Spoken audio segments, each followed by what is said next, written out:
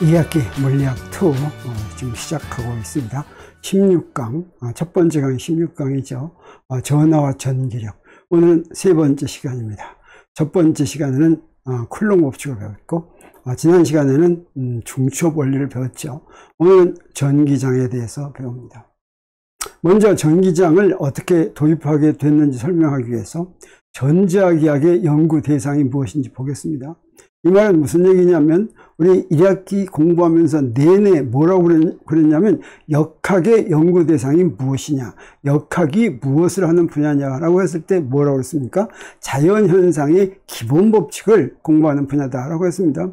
그리고 그 기본 법칙이란 뭐였습니까? 그건 바로 운동 법칙이었죠. 그리고 역학, 자연현상, 우리 주위 세상의 기본 법칙은 바로 뉴턴의 운동 방정식 F는 ma였죠. 그래서 우리 1학기 동안 계속 F는 ma를 배우고 있다.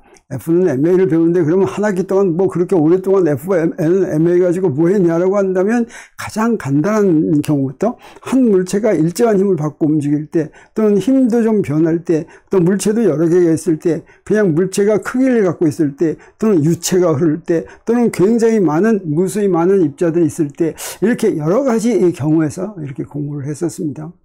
그러면 전자기학의 연구 대상은 무엇이냐라고 물어본다면, 이때는 전자기력이라고 하는 이제 상호작용인데, 이렇게 얘기할 수 있습니다. 전하들 사이의 상호작용과 움직이는 전하들 사이의 상호작용이 바로 연구 대상이다, 이렇게 얘기하는데, 전하 사이의 상호작용이 바로 뭐냐면 전기력입니다. 그리고 움직이는 전하가 뭐냐면 전류입니다. 그래서 움직이는 전하들 사이의 상호작용이란 전류 사이의 상호작용을 말하는데, 그게 바로 자기력이 되겠습니다. 자기력은 자석 사이의 상호작용, 이렇게도 얘기하죠. 근데 자석 사이에 자기력이 작용하는 것은 자석이 그런 성질을 갖고 있다고 보기보다도 더 기본적인 게 뭐냐면, 자석 속에 전류가 들어있습니다. 그 전류 때문에 자기력을 작용하게 되는 거죠.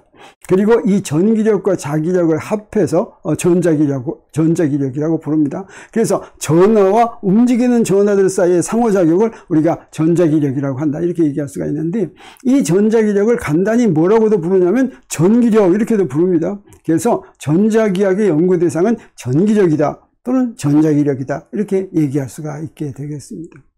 이 전기력과 비슷한 거 우리가 배운 게 뭐냐면 만유인력이 있죠. 만유인력과 전기력은 무엇에 속했냐면 기본힘에 속했습니다. 그래서 기본힘이 몇 가지 있었습니까? 기본힘이 4가지 있었죠. 중력, 전자기력, 강력, 양력.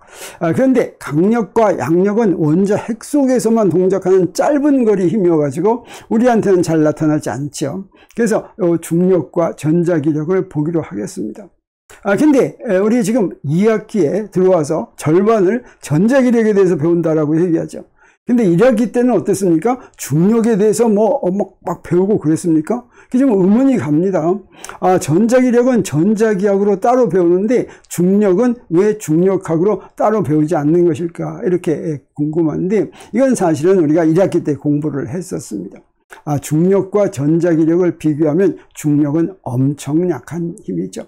어느 정도로 약하다고 그랬습니까? 1000만분의 1배, 그러니까 전자기력보다 1000만배 약하다, 또는 억배 약하다, 또는 경배 약하다, 그런 정도가 아니라 10의 48승배 약합니다. 다시 말하면 전기력이 1이라고 한다면 전자기력은 0.5에서 0이 48개 있고 그 다음에 1인 그런 색이라고 하는 것이죠. 그래서 중력은 너무 약해서 뉴턴의 만유인력 법칙만 가지면 바로 구할 수 있는데, 전기력은 너무 강해서 쿨롱 법칙으로 바로 전기력을 구할 수 있는 문제가 별로 없습니다. 그래서 이제 전자기학에서는 전기력을 잘 구할 수 있는 방법들을 공부하다 보니까 이제 오랫동안 배워야지 되는 것입니다.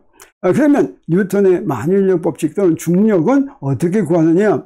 이 뉴턴의 만유인력 법칙 우리가 잘 알죠? F는 -G R제곱분의 M1, M2인데, 이 M1과 M2가 무엇입니까? 질량인데, 무엇의 질량이냐면 질점의 질량입니다. 그래서 이것도 두 질점 사이에 성립하는 식입니다. 마치 쿨롱 법칙이 두 점전하 사이에 작용하는 거나 마찬가지죠. 근데 뉴턴의 만일력 법칙을 우리가 실제로 적용하는 경우는 딱 두 가지밖에 없습니다. 하나는 바로 뭐냐면 태양 주위를 회전하는 지구, 그러면 지구와 태양 사이의 만일력을 계산해야 됩니다. 지구 주위를 돌아다니는 달, 이거 달이 지구 주위를 어떻게 도는가 계산하려면 지구가 달 잡아다니는 만일력 계산해야 되죠. 또는 지구 주위에 도는 인공위성, 그런데 태양과 지구 사이의 거리가 어떻습니까? 태양의 반지름에 비해서 엄청 크죠. 그래서 태양계를 전체적으로 볼 것 같으면 태양은 어떻게 취급할 수가 있습니까? 거의 점처럼 취급할 수가 있다고 하는 거죠. 그래서 이런 경우에는 점처럼 취급해서 이 만일력 법칙 가지고 만일력 계산해도 아무 상관이 없습니다. 또 하나 만일력을 적용하는 경우가 어떤 경우가 있냐면 지상에서 운동하는 물체의 경우가 있죠. 그래서 지상에서 운동하는 물체의 중력을 한번 구해보기로 하겠습니다. 여기 지구가 이렇게 있는데 지구에서부터 높이가 h인 곳에 질량 m인, 스몰 m인 그런 물체가 있다고 하겠습니다. 지구의 질량 라지 m이라고 하겠어요. 그러면 이때 만일력을 구하면 어떻게 구해야 됩니까? 만일력 법칙 쓰는 거죠. 요거 지구 질량 있고 여기에 물체 질량 있고 요거는 물체에서부터 지구까지의 거리니까 요 라지 r은 지구 반지름입니다. 지구 반지름 더하기 h 이랬습니다. 근데 여기 지구는 엄청 큰데 우리 질점에 적용되는 뉴턴의 만일력 법칙 적용해가지고 좀 이상하죠. 사실은 그 지구처럼 구 속에 질량이 분포되어 있으면 우리 뭐라고 얘기하냐면 질량이 그 질량 분포에 대해서 구대칭이 있다 이렇게 얘기합니다.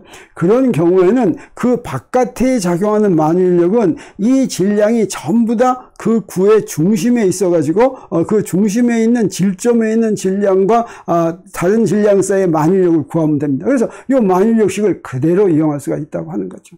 그리고 이 경우에 지구 반지름이 지상에서 물체가 움직이는 거리에 비해서 굉장히 크죠. 그러면 이 R을 바깥으로 뽑아내면 어떻게 됩니까? 여기 R분의 H 이렇게 되는데 이 R분의 H를 거의 무시할 수가 있습니다. 그럼 뭐만 남습니까? 요거만 남죠. 요거만 남는 건 그냥 mg라고 쓰고 우리가 이게 중력 mg, 이 중력 mg 이렇게 쓴 건 무슨 얘기입니까? 물체가 지상에서 움직이더라도 중력의 크기는 안 변하고 똑같다라고 하는 얘기죠. 그래서 일정한 힘을 받으면서 움직이게 되죠. 그랬을 때 이 G에 해당하는 게 뭐예요? 바로 이 부분이 G에 해당하죠. 그래서 여기 지구 질량 곱하기 만일력 상수 나누기 지구의 반지름의 제곱해서 나눌 것 같으면 이 값이 얼마냐면 9.81 m/s 제곱이 이렇게 되는 경우입니다. 그래서 만일력을 계산하는 경우는 이 두 가지 경우밖에 없으니까 뉴턴의 만일력 법칙까지면 충분한데 전기력은 그렇지 않다라고 하는 거죠. 그래서 전기력은 그렇지 않으면 우리 어떻게 하느냐? 우리 1학기 때도 했었습니다. 문제가 어려워지면 물리학자들은 어떻게 해결했습니까? 1학기 때 새로운 물리량을 도입한다고 했죠. 그래서 어땠습니까? 이제 힘이 일정할 때는 뉴턴의 운동 방식을 그냥 적용을 했는데 힘이 이제 위치에 따라서 달라지는 그런 힘이 되면 우리 뭘 도입했었냐면 일이라고 하는 것도 도입하고 에너지라고 하는 것도 도입하고 운동 에너지도 도입하고 막 이렇게 도입을 했었죠. 새로운 물리량을. 이렇게 새로운 물리량을 도입할 것 같으면 그러면 대상 문제를 훨씬 더 쉽게 표현하고 쉽게 구할 수가 있는 거죠. 그러면 전자기학의 목표는 뭐였습니까? 전자기학의 목표는 아까도 얘기한 것처럼 전하들 사이의 전기력을 구하는 것인데 이때 무엇이 문제라고 했어요? 전기력은 굉장히 세고 먼 거리 힘이었기 때문에 전기력을 구하기가 쉽지 않다. 그러면 어떻게 해야 되겠습니까? 새로운 물리량 한번 도입하면 쉬워질 수도 있겠죠. 그래서 전기력을 쉽게 구하기 위해서 전자기학에서 첫 번째로 도입하는 물량이 바로 전기장이다 라고 하는 거 우리가 알고 있으면 되겠습니다. 근데 이 전기장은 바로 그래서도 도입을 하지만 그 전기력이라고 하는 먼 거리 힘이 개념적인 문제를 갖고 있어서 전기장을 도입하지 않을 수가 없었습니다. 그래서 먼 거리 힘의 개념상 문제점이 무엇인지 보겠습니다. 먼 거리 힘은 전기력만 먼 거리 힘이 아니라 중력도 먼 거리 힘이죠. 먼 거리 힘이란 뭐냐면 멀리 떨어져서 작용한다는 뜻이 아닙니다. 접촉하지 않고도 작용한다라고 하는 뜻이 되겠어요. 그래서 접촉하지 않는 두 물체 사이에 작용하는 힘, 이게 이제 먼 거리 힘인데 우리 만유인력이나 전기력은 어떻습니까? 먼 거리 힘이죠. 접촉하지 않는데도 작용하죠. 근데 우리가 잘 알고 있는 장력이나 수직항력은 어떻습니까? 접촉해야지만 작용하죠. 이건 먼 거리 힘이 아니겠습니다. 그러면 이런 먼 거리 힘, 특히 전기력은 어떤 문제점을 가지고 있는지 보겠어요. 여기 Q1이 이렇게 있고 A라는 위치에 Q1이 있습니다. 여기 Q2가 이렇게 있다고 한다면 Q1이 Q2를 잡아다니거나 밀치는 전기력이 이렇게 작용하죠. 근데 여기까지는 좋습니다. 그러면 이제 이 Q1을 A에서부터 B로 이렇게 옮겨 놓겠어요. 그것도 Q2 모르게 살짝 옮겨 놓겠습니다. 뭐 살짝 하지 않아도 여기에 눈 달린 거 아니니까 모르겠죠? 근데 어떻습니까? 놀랍게도 Q1을 절로 B 자리로 옮길 것 같으면 Q2한테 작용하는 전기력이 어떻게 됩니까? 여기 그대로 있습니까? 그렇지 않고 슬쩍 이렇게 작용하죠. 이리로 가가지고 이렇게 작용하죠. 그래서 우리가 의문이 듭니다. 어떻게? 전하 Q1이 위치를 A에서 B로 옮기면, 절로 옮기면 Q2에 작용하는 전기력은 FA에서 FB로 바뀌는데 Q2는 Q1이 이동한 걸 어떻게 알았을까? 이런 의문이 생기죠. 이런 걸 갖다가 먼 거리 힘의 개념상의 문제다, 이렇게 얘기하는데, 이때 전기장을 도입하면 이 문제가 해결됩니다. 그래서 이 시간의 마지막에 이 문제가 어떻게 해결되는지 한번 보기로 하겠습니다. 그러면 전기장이 뭔지 정의를 해야 되겠죠? 전기장이란 뭐냐면 공간을 얘기합니다. 공간의 이름입니다. 어떤 공간이냐면 전하가 전기력을 받는 공간을 전기장이라고 합니다. 전하가 전기력 받으면 다 전기장이고, 전기력 받지 않으면 어떻습니까? 다시 말하면 전기장이 0이면, 전기장의 세기가 0이면 그건 전기장이 아니구나, 이렇게 얘기를 하는 것입니다. 이 전하의 역할은 그래서 두 가지가 있습니다. 여기 전하가 있으면 전하는 뭘 하냐면 첫 번째는 주위 공간을 전기장으로 만듭니다. 그 얘기는 무슨 얘기냐면 여기에 전하를 이렇게 하나 갖고 옵니다. 그럼 여기에 다른 전화 갖고 왔을 때 이 전하가 전기력 받습니까? 없습니까? 받죠. 전화가 하나도 없습니다. 여기에. 그럼 이 전화 갖고 와서 전기력 받습니까? 안 받습니까? 안 받죠. 그래서 이 전화가 전화를 받는 전기장에 놓이려면 어때요? 다른 전화가 반드시 있어야 되겠죠. 이 다른 전화가 무엇입니까? 이 공간을 전기장으로 만들었다라고 하는 거죠. 그래서 첫 번째 역할이 전하는 주위 공간을 전기장으로 만드는 그런 역할이 있습니다. 두 번째는 뭐냐면 전기장에다 전화를 갖다 놓으면 어떻습니까? 그 전화는 전기력을 받죠. 이 두 가지 역할이 있습니다. 이 전기장만, 그래서, 전기력만, 이런 얘기를 할 수 있는 것이 아니라, 먼 거리 힘은 다 이런 말을 할 수가 있습니다. 먼 거리 힘으로 우리가 중력장, 전기장, 자기장이 있다고 한다면, 중력장을 만드는 게 무엇입니까? 중력장은 무엇과 무엇 사이에 작용하는 힘입니까? 중력장이 아니라 중력은 무엇과 무엇 사이에 작용하는 힘입니까? 질량과 질량 사이에 작용하는 힘이죠. 그래서 바로 질량에 대해서 이 두 가지 성질이 있다고 얘기할 수가 있어요. 그래서 중력장의 경우에는 질량이 주위에 중력장을 만들고 중력장에 놓인 질량은 중력을 받는다, 이렇게 얘기할 수가 있겠죠. 전기장도 여기 한 것처럼 여기는 뭐가? 전하가 주위에 전기장을 만들고 그 다음에 전기장에 놓인 전하는 전기력을 받는다, 이렇게 얘기할 수 있죠. 자기장은 어떻습니까? 뭐가 만듭니까? 뭐 자석이 만든다, 이렇게 해도 좋죠. 움직이는 전하가 만든다, 이렇게 해도 좋습니다. 그래서 자석이 주위에 자기장을 만들고 자기장에 놓인 자석은 자기력을 받는다, 이렇게 얘기할 수가 있겠죠.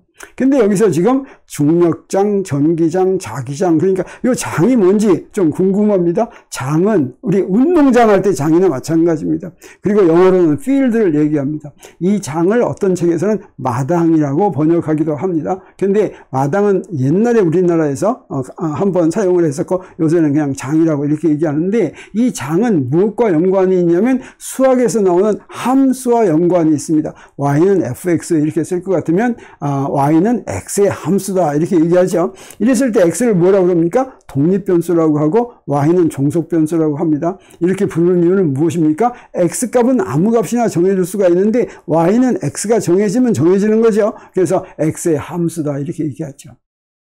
여기 푸사이 x가 푸사이 r이 있는데 이 r은 뭘 얘기한다고 그랬어요? r 위치 벡터는 x, y, z라는 한 위치를 말하는 거나 마찬가지입니다. 그래서 이렇게 표현하면 독립변수가 바로 뭐예요? x, y, z죠. 근데 이 x, y, z는 바로 뭘 표시합니까? 공간의 한 점을 표시하죠. 저 위치 벡터가 바로 그걸 얘기하죠. 그래서 x, y, z가 공간의 위치일 때, 다시 말하면 어떤 함수가 있는데 그 함수의 독립변수가 위치일 때, 이 얘기는 무슨 얘기입니까? 위치마다 함수값이 정해진다라고 하는 뜻이 되겠습니다. 그래서 공간의 위치마다 숫자 값들이 대응될 때 이 함수를 뭐라고 부르냐면 장이라고 부릅니다. 그래서 장은 함수인데 독립변수가 위치다, 이렇게 얘기하면 되겠어요. 그리고 그때 함수가 스칼라량이면 물리량은 스칼라일 수도 있고 벡터일 수도 있죠. 이때 물리량이 스칼라량이면 스칼라장이 되겠습니다. 그래서 이건 스칼라장이 되고, 그 다음에 요놈이 벡터일 수도 있겠죠. 벡터라면, 그래서 여기 벡터 함수가 이렇게 있는데, 벡터 함수의 독립변수가 공간의 위치면, 그러면 요거 장이라고 부르는데, 무슨 장이라고 불러요? 벡터장이라고 부르고, 바로 전기장은 어떻습니까? 벡터죠. 그래서 전기장은 벡터장에 해당한다 라고 얘기할 수가 있겠습니다. 그러면 먼저 전기장을 구하는 방법을 이제 배우려고 하는데, 전기장을 구하는 방법이다라고 하는 건 전기장을 구하는 게 뭐 하는 것이냐면, 먼저 첫 번째로 어떤 공간이 있으면 그 공간이 전기장인지 아닌지 확인해 봐야 되겠습니다. 그래서 어떤 위치가 전기장인지 아닌지 확인하는 방법이 전기장을 구하는 방법이라고 할 수 있겠습니다. 그리고 전기라고 하는 결과가 나왔으면 그 다음에 전기장의 세기와 방향을 구해야 되겠죠. 그래서 그거 구하는 거, 이게 전기장을 구하는 방법이 되겠습니다. 근데 이 전기장을 구할 때 두 가지 방법이 있습니다. 전기장은 무엇이 만든다고 그랬습니까? 전하가 만든다고 그랬죠. 그래서 주위에 전하가 있는 걸 미리 알면 어떻습니까? 그 전하가 만드는 전기장 구하는 방법을 쓰면 되겠죠. 근데 우리 어떨 수도 있냐면 여기가 지금 전기장인지 아닌지 알고 싶은데 주위에 전하가 있는지 없는지 모를 때가 있습니다. 그래서 주위에 전하가 있는지 없는지 모를 때, 알 때 둘로 나누어서 보면 주위에 다른 전하의 분포의 존재 여부를 모를 때는 어떤 방법을 이용하냐면 시험 전하를 가져다 놓는 방법을 이용합니다. 내가 이 위치가 전기장인지 아닌지를 알려면 시험 전하를 갖고 와 보면 됩니다. 그러면 전기장인지 아닌지 알 수가 있습니다. 근데 주위에 다른 전하가 있다는 걸 알면 어떻습니까? 그리고 그 전하가 어떤 전하가 어디에 있는지를 알면 우리 쿨롱 법칙을 이용을 해가지고 모든 공간의 각 점에서 전기장을 구할 수가 있습니다. 이거 우리가 다음 시간에 하겠습니다. 오늘은 시험 전화를 이용해서 전기장 구하는 것만 해보기로 하겠습니다. 그래서 시험 전화를 이용해서 전기장을 한번 구해 보겠습니다. 이건 뭘 이용하냐면 전하의 두 번째 역할, 다시 말하면 전기장에 놓인 전하는 전기력을 받는다 라고 하는 걸 이용하는 것입니다. 여기 전하가 미리 하나 있습니다. 그래서 여기는 지금 전기장이에요. 전기장. 그러면 여기다가 전을 하나 이렇게 갖고 옵니다. 전기장이 아닌지 알기 위해서 이 점이 전기장인지 아닌지 알려면 시험전화를 갖고 오는데, 이때 시험전화로는 뭘 갖고 와야 되냐면 양전화를 반드시 갖고 와야 됩니다. 잊지 않아야지 됩니다. 반드시 양전화를 가져와야지 돼요. 그래가지고 어떻게 하느냐, 이때 갖고 온 전화가 전기력을 받으면 그러면 여기가 전기장인지 압니다. 전기장이 바로 뭐였어요? 전하가 힘을 받는 공간이었죠. 그래서 시험 전하가 전기력을 받으면 그러면 이게 전기장이구나 라고 하는 거 우리가 알게 됩니다. 그리고 이제 전기력을 받지 않으면 어떻게 되겠습니까? 그 시험 전하에 작용하는 전기력이 0이면 그러면 공간에서 그 위치는 전기장이 아니다 라고 하는 거 우리가 알겠습니다. 그러면 전기장인지 알았으면 그 다음에 어떻게 합니까? 전기장의 세기와 방향을 구해야 되겠죠. 그래서 전기장인지 알면 먼저 그 전하, 시험 전하에 작용하는 전기력을 구합니다. 테스트 이렇게 이제 계기를 가지고 구하죠. 그러면 전기장의 세기를 구할 수가 있습니다. 그러면 전기장의 세계는 뭐가 되냐면 여기에 그 위치에서 그 시험 전하가 받는 전기력을 시험 전하의 전하량으로 나눈 거, 그게 바로 전기장의 세기가 되겠어요. 그 다음에 방향은 먼저 전기력의 방향이 되고, 세기는 바로 전기력의 크기를 이 전하량으로 나눈 겁니다.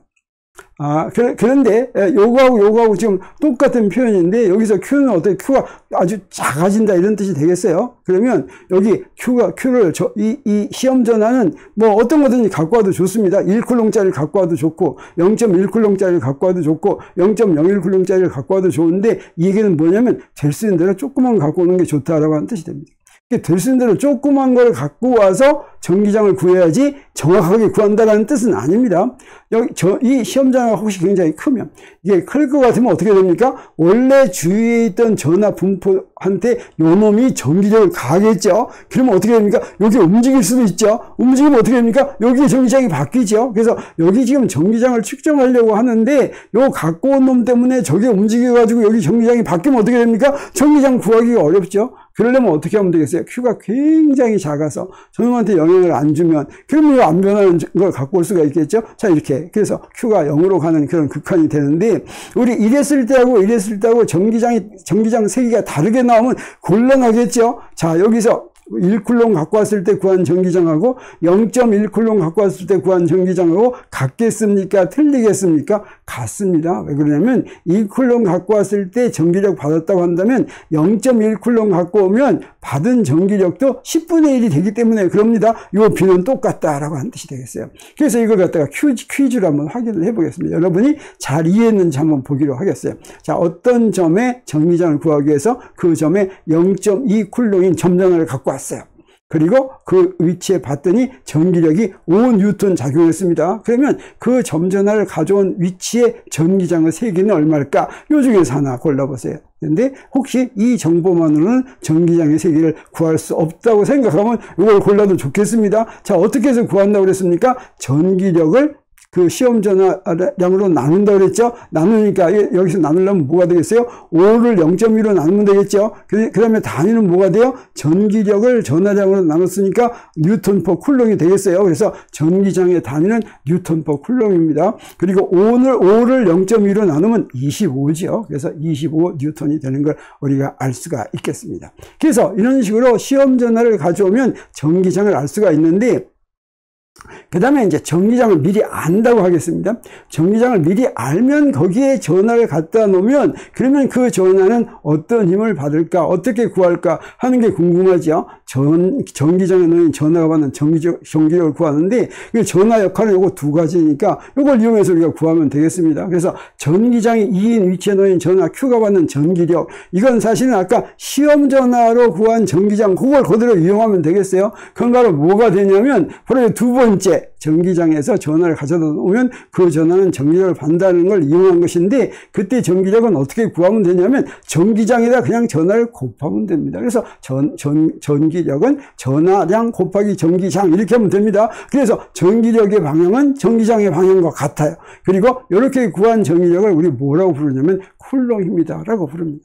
이걸 쿨롱 힘이다 라고 불렀으면 쿨롱 힘이 아닌 다른 힘도 있겠죠. 그게 바로 뭐냐면 움직이는 전화가 받는 전기력을 쿨롱 힘이라고 부르지 않고 로렌츠입니다 이렇게 부릅니다. 이건 나중에 우리가 자기력 배울 때 이제 공부하게 되겠습니다. 그래서 우리 항상 물리에서 나오는 문제 뭐가 있어요. 뭘 구하라 그러면 그 구할 때 그때 나온 걸 몽땅 다 더하면 됩니다. 아주 어려운 건 그 중에서 하나를 나누는 게 있을지 모르는데 그냥 이렇게 곱하면 돼요. 그래서 잘 모를 때는 이렇게 곱하면 됩니다. 근데 이게 잘 모를 거 없죠. 우리 전기장을 구할 때는 전기력을 Q로 나눈 거죠. 그래서 이 전기장을 알면 전기장에다 Q를 곱하면 우리 전기력을 구하는 걸 금방 알 수가 있겠습니다. 그러면 우리 이제 아까 뭐라고 얘기했습니까? 전기장을 도입할 것 같으면 먼 거리 힘의 개념상의 문제가 없어진다 그랬었습니다. 그거 진짜 그런지 한번 보기로 하겠어요. 그래서 전기장을 이용해 가지고 처음 전화가 나중 전화에 전기력을 작용하는 과정을 한번 전기장을 이용해서 설명하기로 하겠습니다. 아까는 어땠습니까? 아까는 쿨롱 법칙을 직접 적용했죠. 여기 Q1이 있고 Q2가 있으면 Q2가 받는 전기력은 쿨롱 법칙 적용했습니다. 그래서 이놈이 이렇게 가면 어때요? 전기력 바뀌었죠? 근데 이놈이 여기 움직이는지 어떻게 하느냐라고 하는 의문이 들었었습니다. 근데 이번에는 어떻게 하냐면 첫 번째는 어떠냐면 처음 전화를 갖고 왔을 때 두 번째 전화 아직 없습니다. 두 번째 전화 아직 없을 때 주위 공간을 전기장으로 만듭니다. 그리고 여기 두 번째에 의해서 그 전기장에다가 전화 Q2를 갖고 왔더니 전기력을 받았는데 그 전기력은 어떻게 해서 구했습니까? 요걸로 구했죠. 저기 있는 전화가 어떻게 생겼는지 볼 필요 있습니까? 없습니까? 없죠. 지금 여기 내가 지금 전화를 놓은 그 위치에 전기장만 하면 됩니다. 근데 여기에 있는 이쪽에 있는 전화를 이렇게 옮기면 어떻게 됩니까? 이 전기장이 안 바뀌고 그대로 있습니까? 바뀝니까? 전기장 바뀌죠. 역시 이 Q2는 저놈이 옮기는 거 알 필요 없이 이 전기장이 바뀌기 때문에 전기력이 바뀐 거죠. 그러니까 어떻습니까? 나중 전화는 전기장인 공간에 놓여 있어서 전기력을 받는다라고 구할 수가 있으니까 어때요? 먼 거리 힘의 개념상의 문제가 없어졌습니까? 아직도 그대로 있습니까? 없어졌죠. 그래서 저기 왜 움직였는데 이거 어떻게 알지? 하는 의문은 적어도 없어졌다라고 하는 거죠. 그러면 전기장을 이렇게 이제 도입을 할 것 같으면 우리 어떤 의문이 되냐면 전기장이 진짜로 있을까? 공간이 전기장이라는 특별한 공간으로 진짜로 바뀌었을까? 아니면 그냥 공간은 저기 전화를 갖고 오거나 안 갖고 오거나 똑같은 공간인데 그냥 전기력을 쉽게 구하려고 거기다가 전기장이라는 이름을 붙여놨을까? 자, 그걸 알려면 어떻게 해야 되겠습니까? 전기력을 측정하지 않고 전기장이 있다고 하는 걸 확인할 수 있는 제3의 실험이 있어야 되겠죠. 그 제3의 실험이 전기장 도입하고 수십 년 동안 구할 수가 없었습니다. 그래서 사람들이 한동안은 전기장이 진짜 있을까 없을까 이렇게 의심을 했는데, 아주 중요한 거 우리가 나중에 이제 전자기학 배울 때 나중에 배우게 되는데, 무엇을 발견하냐면 전자기학으로부터 우리 잘 알고 있는 전자기파가 존재한다고 하는 것을 우리 이제 알게 됩니다. 전자기파가 뭐냐면 전기장과 자기장이 움직이는 파동이 바로 전자기파예요. 그 얘기는 무슨 얘기입니까? 전기장과 자기장이 진짜로 있다고 하는 거죠. 그래서 여기에 전화를 가져다 놓으면 여기 전기장으로 바뀌는데, 이 전기장은 어떤 성질을 갖고 있냐면 전기 에너지가 분포되는 그런 공간으로 바뀐다고 하는 걸 우리가 나중에 배우게 되겠습니다. 이렇게 해서 오늘은 전기장을 정의를 했고, 전기장을 구하는데 시험 전화로 전기장 구하는 방법을 알았습니다. 그리고 전기장을 알면 그때 그 전기장에다가 전화를 갖다 놓으면 전기력 구할 수 있는데, 그렇게 해서 구한 전기력, 그건 Q 곱하기 전기장인데 그걸 우리가 쿨롬이라고 부른다. 그리고 다음 시간에는 이제 쿨롬 법칙을 이용해서 여기 전하들이 미리 있으면 그 전하들이 이 점에 만드는 전기장을 구하는 방법을 다음 시간에 공부하기로 하겠습니다.